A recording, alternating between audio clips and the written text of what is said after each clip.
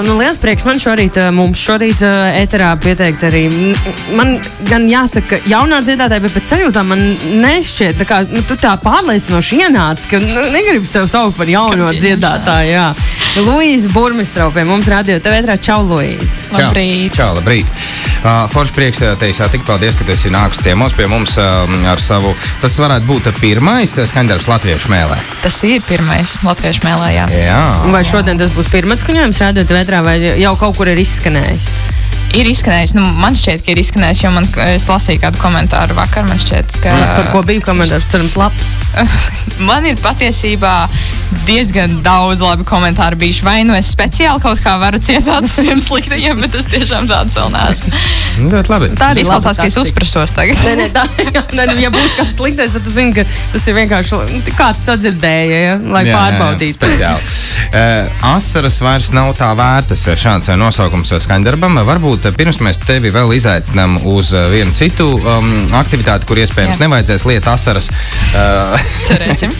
Mazliet ievad mūs šajā skaņdarbā. Par ko tas ir? Ko?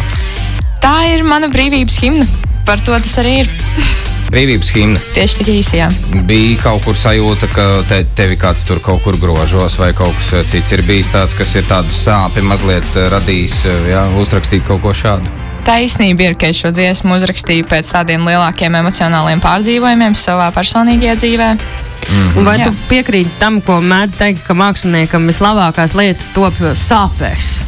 Vai tu šim apgalvojumam varētu piekrist, vai ne tikai sāpēs? Man līdz šim jā.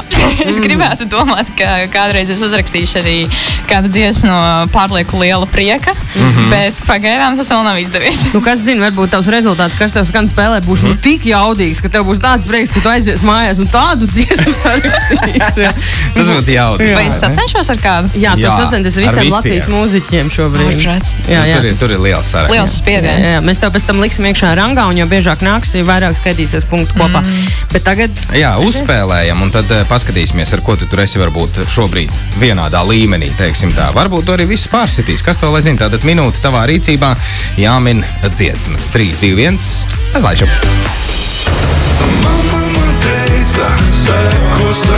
Tā ir mamma un teica, bet kurš to izpildā? Nosaukums nav tāds? Nē. Nav, tiešām? Nosaukums nav tāds. Tikai piedziedāja. Tālāk. Lai ir. Tas ir Justs, vai ne? Harvey, jā. Tālāk. Ejam tālāk.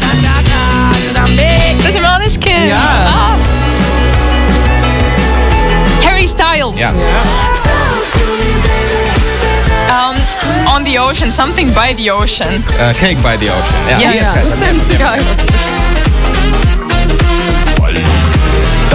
Tālāk.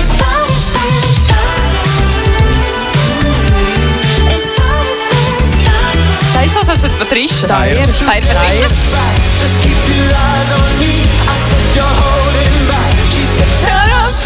Tālāk. Shut up and dance with me. Tas principā ir. Šis ir Timberlake. Jā, pilnīgi precīzi. Un tas arī bija noslēdzošais. Ideāli.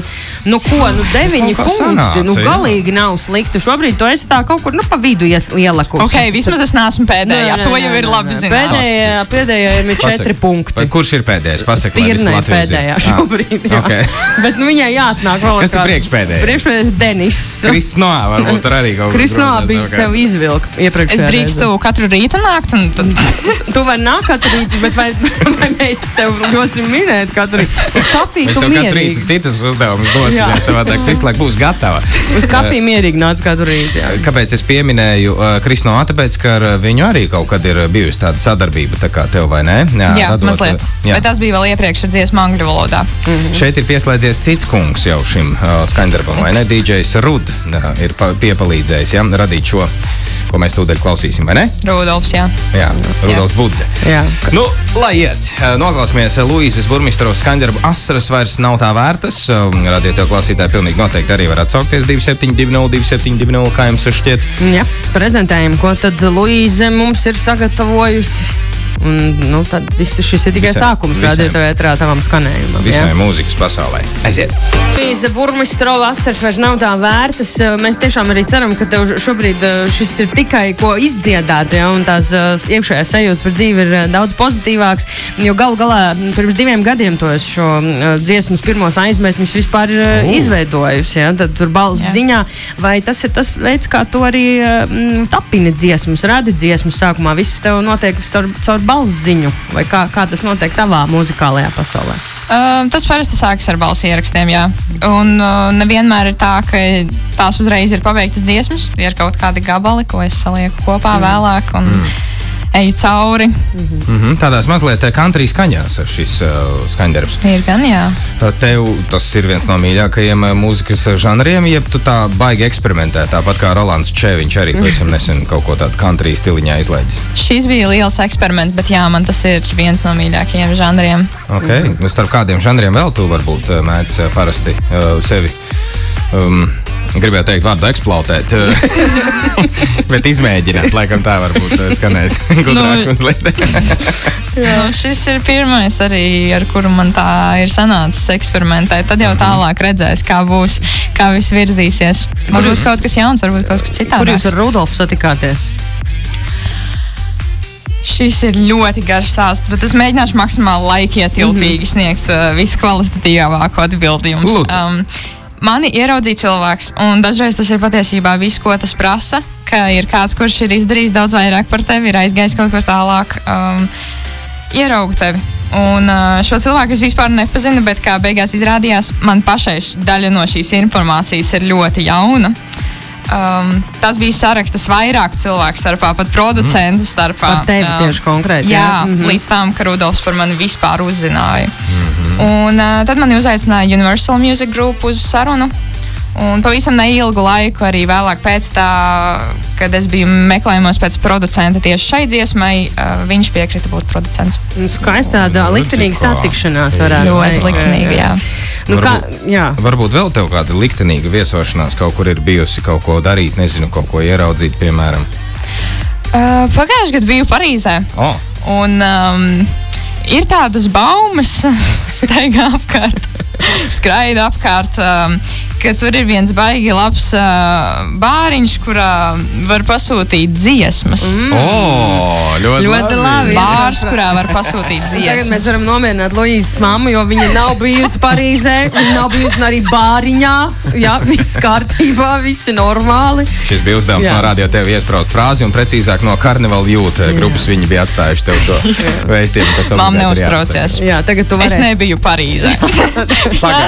Pagaidām. Varbūt samanifestēsim tev Parīzi. Varbūt nākamvasar. Luīz, mēs tev gaidīsim noteikti vēl ciemos, jo, kā jau es teicu, šis ir tavs tikai sākums arī, lai tas ripo uz priekšu. Iespraut frāzi, tu arī varēsi atstāt nākamajam mūziķim, tur mēs tev nodosim tālāk mūsu dāmu rokās. Pilnīgi precīzi, un pirms varbūt tu dodies prom, kamēr tu vēl neesi pabijuši Parīzē, kas būs mazliet uz nākotnes skatoties. Jā. Precīzi, kur varbūt tevi varēs satikt tepat pie mums drīzumā runājot. Varbūt kāds kaut kur koncertiņš, varbūt kaut kāda dziesma kaut kur jāizpild un kāds var paviesoties, dzīvē jādzirdē. Pagaidām vēl konkrēta nekā nav, bet es jums saku, laika biedri, gaidiet. Pagaidām tikai intervijās un tā. Mēs tā ļoti lēnām iesildamies, ja? Pirms skrējiena. Ļoti pareizi, tā arī vajag. Lēnāk brauks, tālāk tiks. Tieši tā. Cerams, ne tikai Parīze, bet arī Roma, Londona un paldies, ka atnāc ciemos. Paldies jums liels. Tiekamies nākamreiz. Čau. Dzīves stila radio. Radio tev.